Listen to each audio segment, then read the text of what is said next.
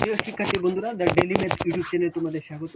আজকে আমি অনুশীলন 3.1 এর বর্গীয় নাম্বার অঙ্কটা সমাধান করাবো। এটা হচ্ছে সূত্রের সাহায্যে বর্গ নির্ণয়। তো বর্গ যেহেতু, তার মানে আমাদের এটাকে স্কয়ার দিতে হবে। তো দেখো, এখন এটাকে আমরা সূত্র নেওয়ার জন্য জাস্ট কি করব, একটু ভাঙবো। কিভাবে ভাঙতে পারি?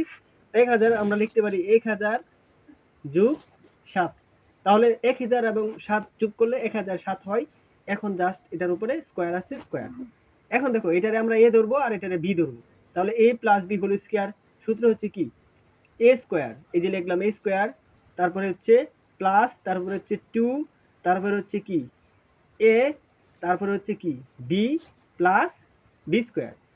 জাস্ট এটা আমরা এ এবং বি ধরে সূত্র নিচ্ছি। তাহলে A square plus 2 A B plus B square, এটা আমরা সবাই জানি।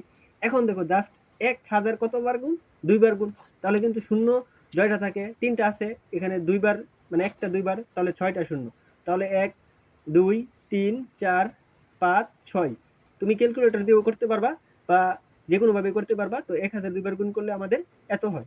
তারপরে আছে প্লাস, এই সবগুলো যদি আমরা গুণ করি তাহলে আমাদের রেজাল্টটা হবে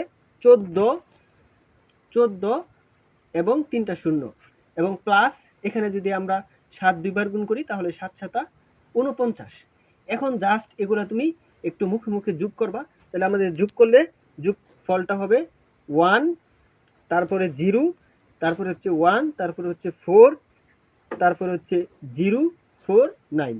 জাস্ট এটা আমাদের সবগুলা যোগ করলেই এই আমাদের রেজাল্টটা হয়ে যায়। তো আমাদের রেজাল্টটা হয়ে গেছে। আশা করি তোমরা অঙ্কটা বুঝতে পারছো। তো পরবর্তী ভিডিও পেতে অবশ্যই চ্যানেলটিকে সাবস্ক্রাইব করে পাশে থাকো। থ্যাংক ইউ সকলকে।